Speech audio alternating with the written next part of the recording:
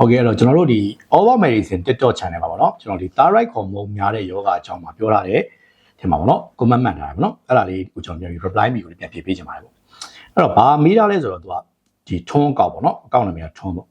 T3 T4 က normal တဲ့ DSH က low ဖြစ်နေတယ်သူနောက်တစ်ခါဆေးစစ်နေရတယ်ဗောနော်၄နှစ်ပြည့်တော့မယ်စစ်လဲဒီတိုင်းပဲဗောနော်အဲ့ဒါ hyper လား hypo လားသူသိချင်တယ်နောက်နေတာလားများလားသိချင်တယ်ဗောတော့ကလေးယူမယ်ဆိုလည်းအဆင်ပြေလားဗောအဲ့တော့ဒီဆေးတောင်းနေရောကလေးမှာဘာထိခိုက်နေသိချင်ပါလားမိကုန်းလေးရနေနေများတယ်ဗောနော်အဲ့ဒီအကြောင်းလေးကိုကျွန်တော်တည်တည်ချာနဲ့ပြောပြပေးသွားပါမယ်ကျွန်တော်ကတော့ဒီ Over Medicine မှာ channel မှာကျမရဲ့ပူဇာအမြဲတင်ဆက်ပေးနေတဲ့ထော်တော်ဖြစ်ပါတယ်โอเคအဲ့တော့စလိုက်အောင်ဗောနော်အဲ့တော့ဒီကောင်လေးနဲ့ပတ်သက်ပြီးကျွန်တော်အသေးစိတ်တော်များများကိုကကျွန်တော်ဒီ Over Medicine မြန်မာဗောနော်ဒီ YouTube channel ရဲ့ Over Medicine TikTok ရဲ့ဗောနော်နောက်ပြီးတော့ဒီ Over Medicine မြန်မာနှစ်ခုရှိရဗောနော် page နှစ်ခုအဲ့ page နှစ်ခုမှာကျွန်တော်thyroid hormone များလာအောင်နေတာအောင်လည်းပတ်သက်ပြီးတော့ကျွန်တော်ဗီဒီယိုအသေးစိတ်တော်တော်ပြပြထားပြီးပါတယ်ဗောနော်တချို့ဟာကြီးကြတော့ကျွန်တော်ကကြော်ပြောသွားမယ်ဘာလို့ဆိုတော့ reply view ပဲပြတဲ့ကြောင့်မလို့တကယ်လို့အဲ့ဒါအသေးစိတ်တွေသိချင်တယ်ဆိုရှင်တော့အဲ့ဒီဗီဒီယိုမှာတပြန်ကြည့်ပါလို့ပဲပြောချင်ပါတယ်ဗောနော်အဲ့တော့ကျွန်တော်ပထမမေးခွန်းလေးစပြင်မယ်ဗောနော်အဲ့တော့ T3 T4 က normal ပေါ့ T3 T4 normal ဆိုပေမဲ့သူက DSH ကကျနေတယ်အဲ့တော့ T3 T4 ထက်ကိုကျွန်တော်တို့အရေးကြီးတာ DSH ပဲဒီ thyroid hormone မှာဆိုလို့ရှိရင် DSH ဆိုတာအပေါ်ကနေလှုပ်ဆော်တဲ့ကောင်အဲ့တော့အပေါ်လှုပ်ဆော်တဲ့ကောင်ကကျနေမယ်ဆိုရင်အဲ့ဒါသိကြတယ်။ဘာကြောင့်လဲဆိုတော့ thyroid hormone များနေလို့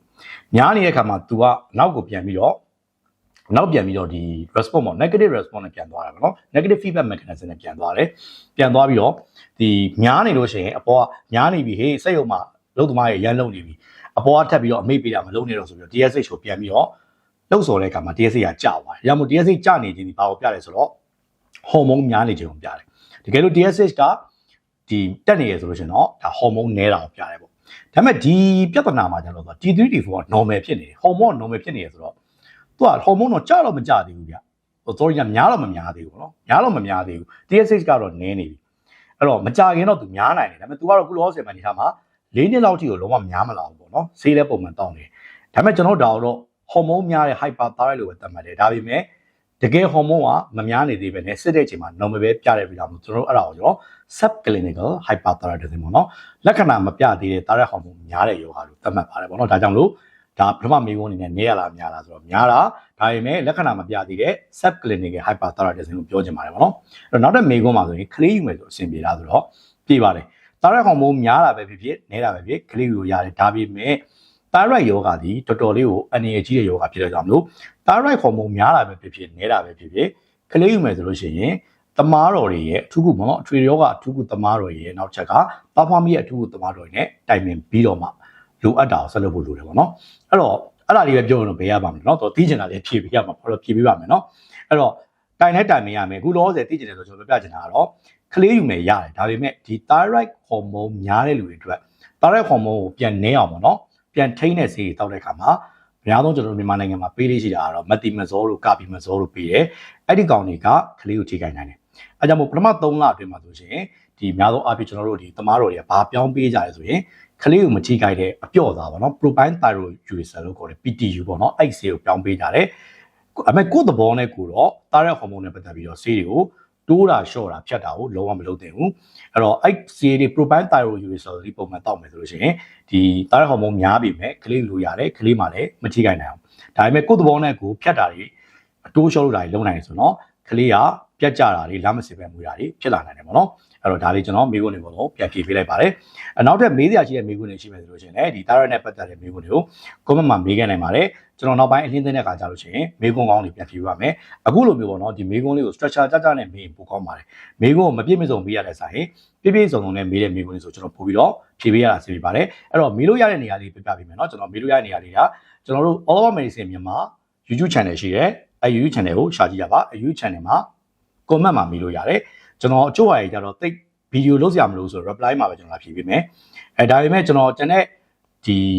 social media တွေမှာတော့ကျွန်တော် reply ပြန်ပေးဖို့ခက်ခဲရှိပါတယ်အဲ့လောက်ထိ reply ပြန်ပေးနိုင်ပါတော့အဲ့တော့နောက်တစ်ချက်မေးလို့ရတဲ့ဟာတွေကတော့ All About Medicine ကျွန်တော် TikTok မှာဆို channel 3ခုရှိတယ်ကျွန်တော်တို့ official channel All About Medicine မြန်မာနောက်ပြီးတော့ All About Medicine နောက်ပြီးတော့ Yupa Clinic ဘကို3ခုရှိတယ်အဲ့3ခုမှာတက်ဆိုင်ရာဗီဒီယိုတွေမှာ comment မှတ်ပြီးတော့သေချာလာမေးလို့ရတယ် message ကမေးလို့လည်းရမယ် message ကတော့ကျွန်တော်တို့အရင်များလို့လည်းကြောင့်မလို့ကြည့်ဖို့နည်းနည်းခက်တယ် comment တွေကိုဦးစားပြီးမေးပေးကြပါဗောနော်နောက်ပြီးတော့ကျွန်တော်တို့ဒီ page တွေမှာဆိုလို့ရှိရင်ကျွန်တော်ဘာပဲ page တွေမှာမြင်လို့ရတယ်ဆိုလို့ရှိရင်ကျွန်တော် page 3ခုမှာမြင်လို့ရတယ်ကျွန်တော်လောဆယ် official ကျွန်တော် run နေတာပေါ့နော်အရင်တော့အများကြီး run နေတယ်အခုလောဆယ်တော့ကျွန်တော်3ခုမှာတေချာကြည့်ပေးနေတယ်အဲ့ဒါဘာလဲဆိုရင် all about medicine ရဲ့ all about medicine မြန်မာရဲ့နောက် Yupa clinic ပကူရဲ့အဲ့ဒီ page တွေမှာ comment တွေကနေအဓိကမေးပေးပါ message ကမေးလိုက်ရရင် message ကတော့ကျွန်တော်အရင်ကြီးမကြည့်ပြဘူးဒါပေမဲ့နောက်ပိုင်းမှာလည်း message ကနေလည်းဖြေဖို့ရှိတယ်ဒါပေမဲ့လောလောဆယ်မှာအရင်နောက်ပိုင်း reply video မှာအရင်ဆုံးဦးစားပေးဖြေခံရစေနေဆိုတော့နောက်ဆုံး update video တွေမှာ comment ကိုတိတိကျကျနဲ့အခုကျွန်တော်တို့အခုဒီမင်္ဂန်မေးခွန်းလေးမေးရဆိုတော်တော်ကောင်းတယ်သူပြောတာလေးကအရန်များပြီမျိုးပေါ့နော်ဟိုသူမေးတဲ့ပုံစံနဲ့ကျွန်တော်ဖြေပေးရတာအဆင်ပြေတယ်အဲ့ဒီပုံစံမျိုးလေးမေးနေချင်ပါတယ်ပေါ့နော်ဒါလို့ပြောနေပဲကျွန်တော်ဒီဗီဒီယိုနေကုန်ချုပ်လိုက်ပါတယ်ဒီဗီဒီယိုလေးကိုကြည့်ရတဲ့လူတွေနေပေါ့နော်ဒီ Tara နဲ့ပတ်သက်ပြီးတော့ပေါ့နော်ကိုဝေဆောင်တာနဲ့ပတ်သက်ပြီးတော့ကျမကြီးဘူးစရာရရှိသွားမလို့ပြောနေပါတယ်ဒီမေးခွန်းလေးကိုမေးတဲ့သူတွေနဲ့ပေါ့လေကျွန်တော်အခု reply ပြန်ဖြေပေးတဲ့ဗီဒီယိုရှင်းနေမယ်လို့ပြောနေပါတယ်ပေါ့နော်နောက်ထပ် reply ဗီဒီယိုနဲ့တူကျွန်တော်ပြန်လာခဲ့ပါမယ်ကျွန်တော်ကတော့ all about medicine မြန်မာ channel မှာကျမကြီးဘူးစရာအမြင်နဲ့တင်ဆက်ပေးနေတဲ့ Tara ကြီးပါဖြစ်ပါတယ်နောက်ထပ် reply ဗီဒီယိုနဲ့တူပြန်ဆုံကြမယ်နော်